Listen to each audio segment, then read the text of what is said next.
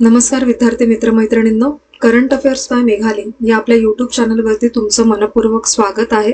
इथे आपण daily current अफेअर्सचे important questions पाहतोय, जे तुम्हाला आपल्या येत्या एमपीएससीच्या सर्व एक्झाम्समध्ये, सरळ सेवा आणि केंद्रीय परीक्षांमध्ये नक्कीच पाहायला मिळतील.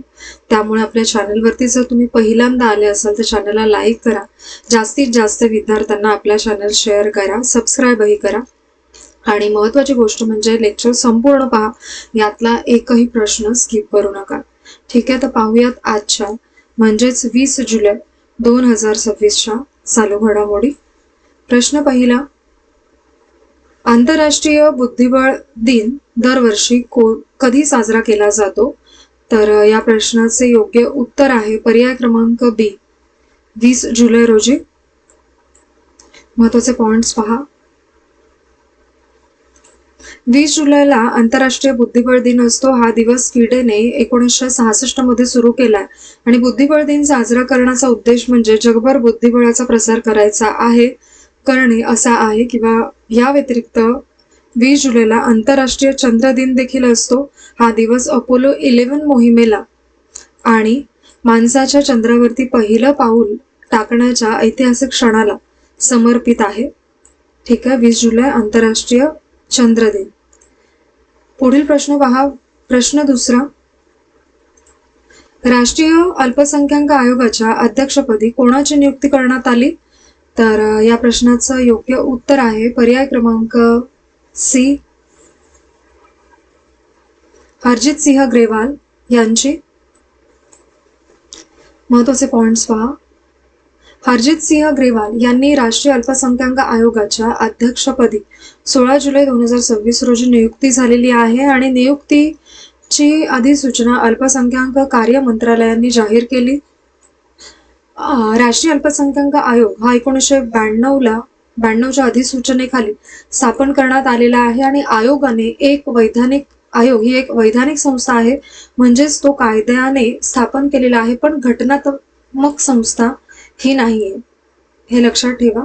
वैधानिक संस्था आहे पण घटनात्मक संस्था नाही.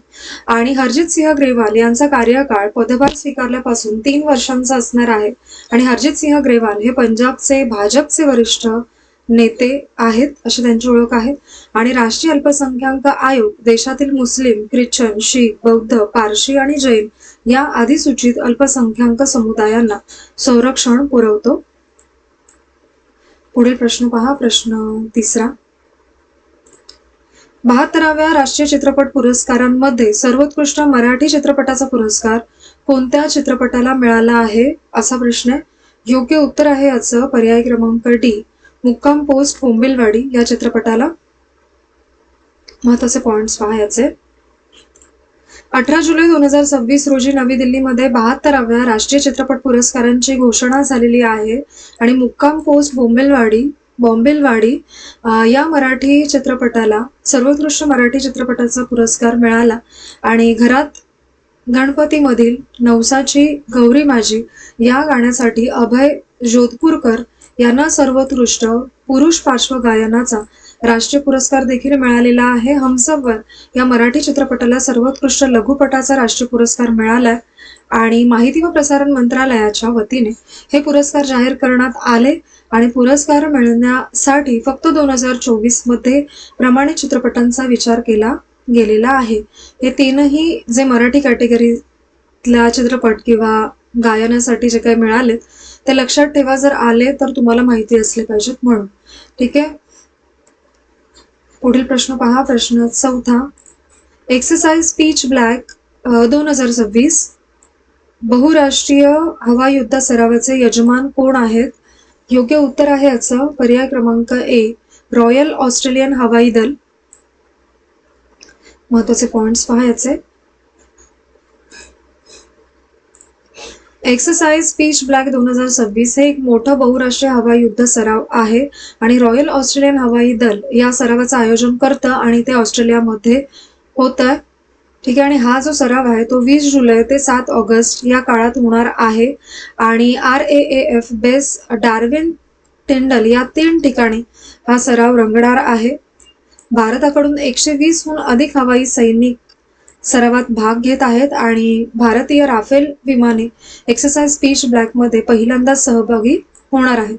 भारत, ऑस्ट्रेलिया, जपान आणि अमेरिका हे सर्व क्वाड देश या गटातील सदस्य आहेत आणि एक्सरसाइज पीच ब्लॅक 2026 मुळे भारत, ऑस्ट्रेलिया यांच्यातील संरक्षण सहकार्य आणखीन मजबूत होणार आहे. ठीक आहे.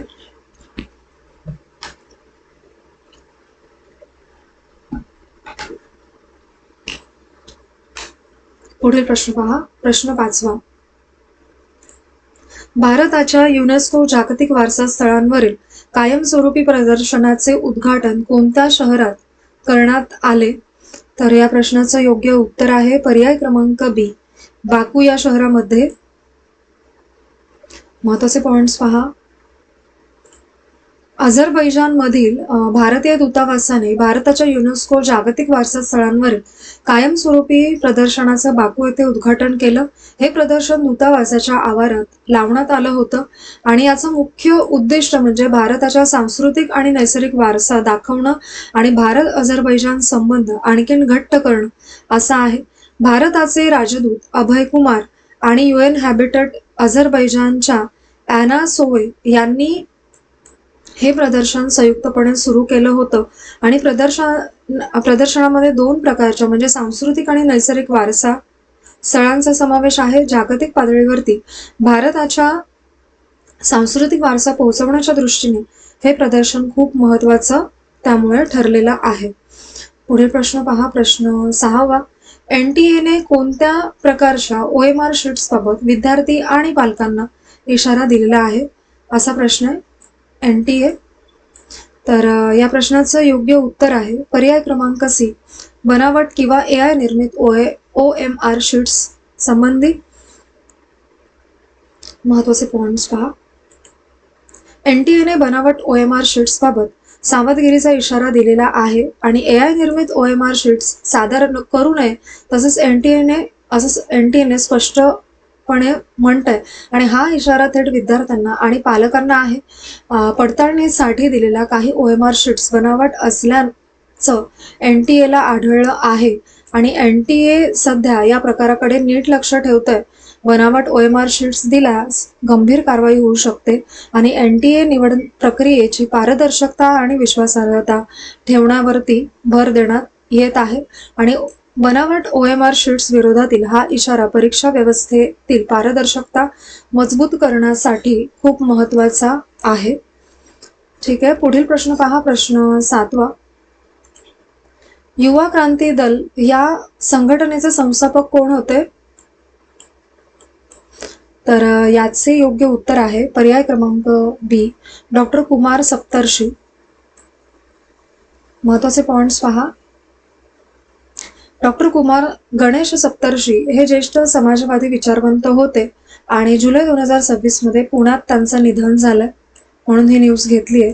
आणि गांधीवादी विचारसरणीचे ते अभ्यासक होते. युवा क्रांती दल या युवा चळवळीचे संस्थापकही ते होते आणि या चळवळीमधून त्यांनी युवकांना सामाजिक वाटेवरती आणलेलं आहे आणि महाराष्ट्र विधानसभेचे सदस्य म्हणून त्यांनी काम केलंय आणि अहमदनगर मतदारसंघातून ते आमदारही झाले होते आणि सत्याग्रही विचारधारा या मासिकाचे ते संस्थापक होते. हे लक्षात ठेवा हा पॉइंट. आणि त्यांचं संपूर्ण जीवन गांधीवाद, समाजवाद आणि सामाजिक बांधिलकी यांचं उदाहरण बनलंय आणि त्यांच्या निधनामुळे महाराष्ट्राच्या समाजवादी चळवळीला मोठा धक्का बसलाय असं म्हणण्यात येत आहे. पुढील प्रश्न पहा. प्रश्न 8वा. रोहित शर्मा आणि विराट कोहली यांनी एकत्र किती आंतरराष्ट्रीय सामने खेळून ऐतिहासिक विक्रम प्रस्थापित केला आहे? तर या प्रश्नाचं योग्य उत्तर आहे पर्याय क्रमांक सी, एकूण 400. महत्वाचे पॉइंट्स पहा. रोहित शर्मा आणि विराट कोहली यांनी 400 आंतरराष्ट्रीय सामने एकत्र खेळणारे भारताचे पहिले खेळाडू बनणार आहेत आणि हा ऐतिहासिक क्षण भारत इंग्लंड 3ऱ्या वनडे सामन्यामध्ये लॉर्ड्स मैदानावरती घडला आणि त्याआधी भारतीय विक्रम सचिन तेंडुलकर आणि राहुल द्रविड यांच्या नावावरती 391 धावांचा आंतरराष्ट्रीय सामने 391 आंतरराष्ट्रीय सामने एकत्र खेळण्याचा होता. हे सामने आहेत आणि 400 सामन्यांचा विक्रम क्रिकेटमधील त्याच्या ऐतिहासिक भागीदारीचे प्रतीक आहे. पुढील प्रश्न पहा, प्रश्न 9. भारताने 58व्या आंतरराष्ट्रीय रसायनशास्त्र ऑलिम्पियाडमध्ये किती सुवर्ण पदके जिंकलेली आहेत?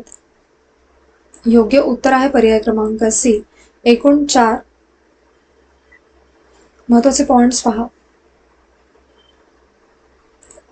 58व्या आंतरराष्ट्रीय रसायनशास्त्र ऑलिम्पियाडमध्ये भारताने 4ही सुवर्ण पदक जिंकत इतिहास रचलेला आहे आणि यावेळची केमिस्ट्री ऑलिम्पियाडची 58वी आवृत्ती होती आणि बायोलॉजी ऑलिम्पियाड हे याची 37वी होती.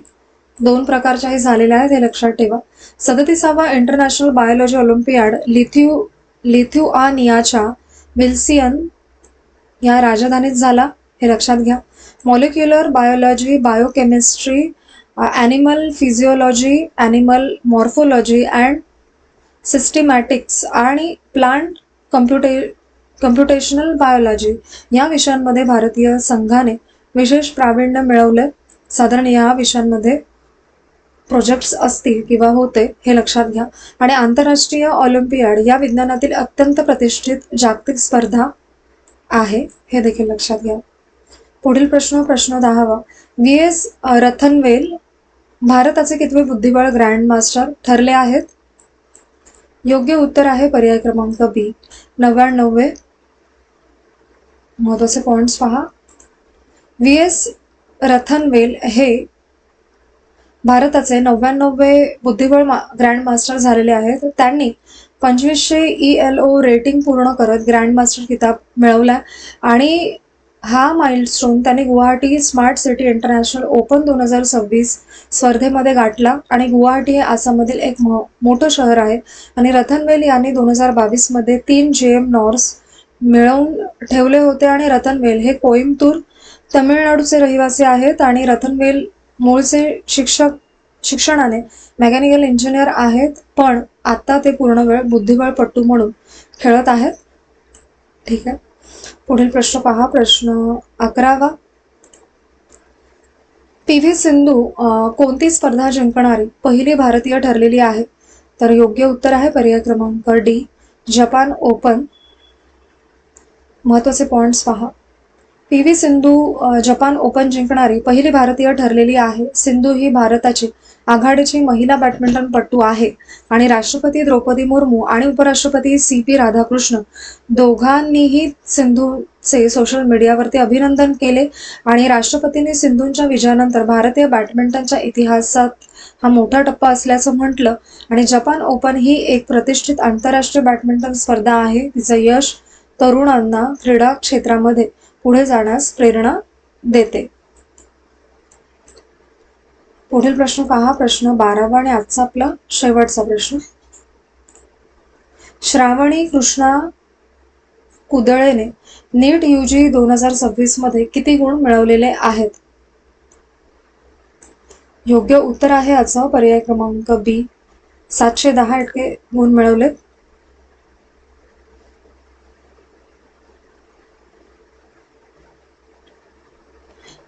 महत्वाचे पॉइंट्स पहा. श्रावणी कुमार कुदळेने नीट UG मध्ये 110 पैकी 110 गुण मिळवलेले आहेत, म्हणजेच पूर्ण मार्क्स मिळवले. आणि तिचा एअर रँक हा 5 आलाय आणि इतका उच्च क्रमांक मिळवणे ही मोठी गोष्ट आहे. आणि नीट UG मध्ये ती देशात मुलींपैकी टॉप आली आहे. आणि श्रावणी ही बारामती पुण्याची मुलगी आहे, हे लक्षात घ्या, जे महाराष्ट्रातील आहेत. आणि बायोलॉजीमध्ये तिने 360 पैकी 360 गुण मिळवले आणि हे आता वाटतं की अवघड आहे. आणि श्रावणीने नीट UG पहिल्याच प्रयत्नात पास केलेले आहे. आणि महाराष्ट्रात या परीक्षेला देशात सर्वात जास्त विद्यार्थी अर्ज करतात आणि बारामतीच्या विद्यार्थिनीने राष्ट्रीय पातळीवरती महाराष्ट्राचा सन्मान या कामगिरीमुळे वाढवलेला आहे. ठीक आहे. तर आजचे आपले 20 जुलै 2026 डेली करंट अफेअर्स पाहून झालेले आहेत. लेक्चर शेवटपर्यंत पहा ही एकच विनंती आहे. आणि आजचे लेक्चर तुम्ही शेवटपर्यंत पाहिलेच असेल त्याबद्दल थँक्यू सो मच.